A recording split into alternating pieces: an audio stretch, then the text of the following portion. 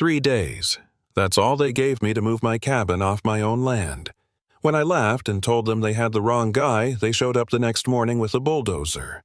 I didn't move an inch, because what they didn't know was that their entire street, their precious HOA community, was sitting right on my property. It started on a Tuesday morning, quiet as usual. I was sitting on my porch with a cup of coffee watching the fog drift off the pines when a white SUV came tearing up my gravel driveway.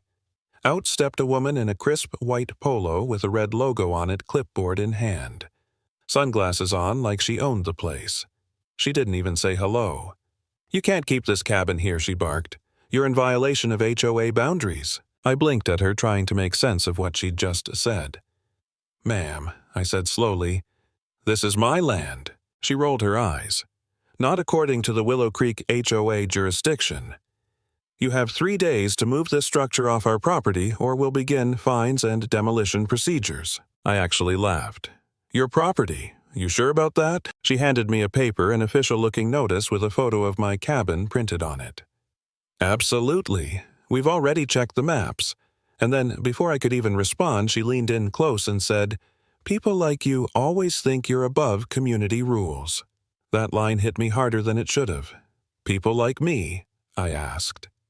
She didn't answer, just spun around, radioing into her walkie-talkie like she was coordinating a military raid. By sunset, there were 2 HOA board members and some rent-a-cops standing by my fence, snapping pictures, measuring distances, whispering things like, "Yep, looks like the fence line crosses over."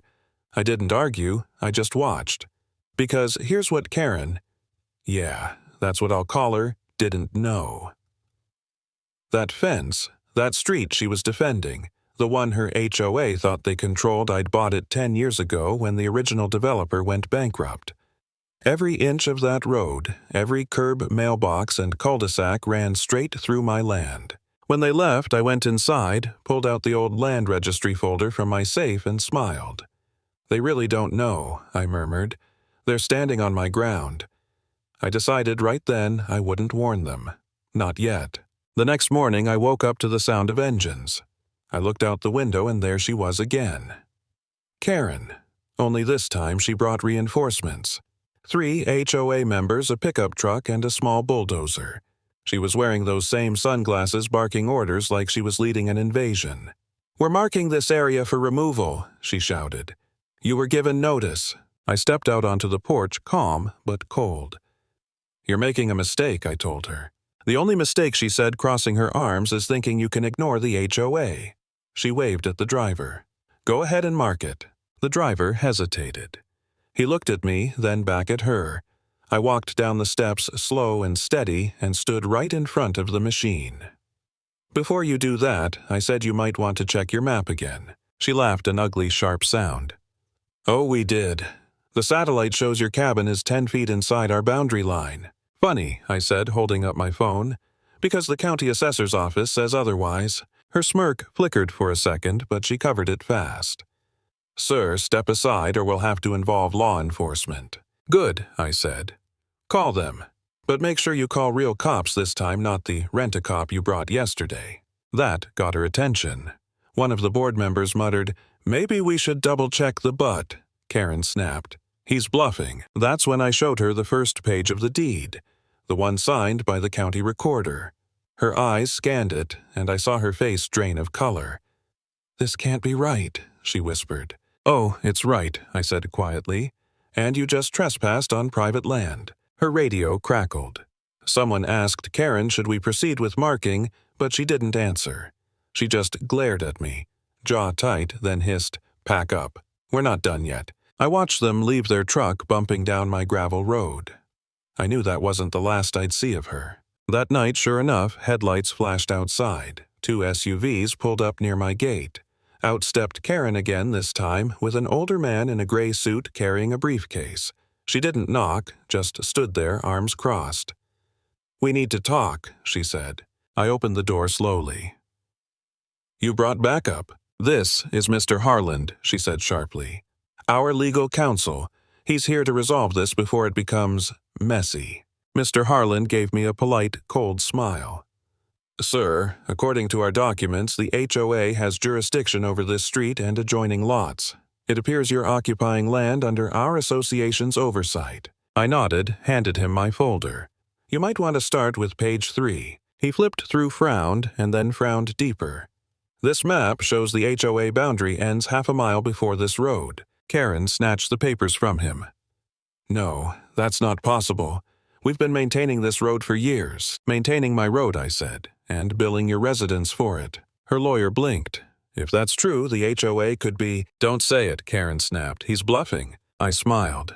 "Want me to call the county inspector tomorrow? We'll see who's bluffing." She stepped closer, voice trembling with rage. "You think you can embarrass me in front of my board? You'll regret this." Maybe I said, turning to go inside. But at least I'll regret it on my land. I shut the door behind me, my heart pounding. I wasn't as calm as I looked. I sat down, ran my hands through my hair, and for a moment I felt shaken. What if she was right? What if there was some technical error in the paperwork? I'd seen mistakes happen before. Surveying lines shifted, developers refiled plats wrong all the time. What if this was one of those? For a few minutes I just sat there staring at the deed in my hands, thinking maybe I should just move the damn cabin and be done with it. Maybe peace was better than being right. But then I saw the old county stamp at the bottom of the document, the one I'd personally filed when I bought the land. My father's signature was still there from when he helped me draw the survey lines years ago. I could almost hear his voice.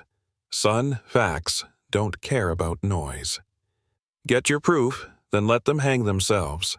That snapped me out of it. I stood up, grabbed my old survey gear from the closet, and set up cameras along the fence line. If Karen wanted a war, I'd give her one with every move documented. The next morning it was chaos. Notices nailed to trees, bright red signs that said, HOA property.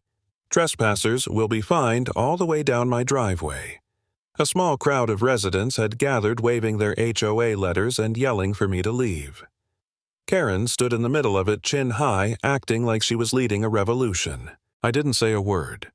I just waited, because I'd already made a call that morning to the county survey department. When their truck pulled up, orange vests and tripods in hand, the crowd went silent for a moment. Then Karen strutted over, waving her papers like a flag. "Finally, arrest this man for refusing HOA orders." The lead surveyor blinked, clearly confused. He looked at his GPS tablet, then at the ground, then back at Karen. "Ma'am, this entire road, these homes, even your HOA office are all sitting inside his property line. You could have heard a pin drop." Karen's face turned ghost white. That's impossible," she stammered. The surveyor handed her a printed map. "Developer misfiled your boundaries years ago. Technically, your HOA sits on his land." I took a slow step forward, voice calm but steady. "So, Karen, should I start issuing fines now?" A ripple of laughter moved through the crowd. One of her own board members muttered, "We've been paying him taxes this whole time." Her lawyer looked like he wanted to disappear. "He owns it," he said quietly. "We need to leave." Karen's jaw trembled. She ripped the notice off my gate, eyes glassy with humiliation. "This isn't over," she hissed.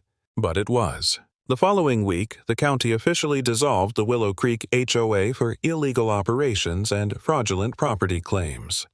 Karen moved out of town not long after. Some said she tried to join another HOA a few counties over, but honestly, I didn't care. I stayed right where I was, built a new wooden sign at the end of the road that read, "Welcome to Liberty Lane, private property. No cars allowed." Every morning since I walk past that sign with my coffee, and it reminds me of one thing: sometimes justice doesn't need revenge. Just the truth.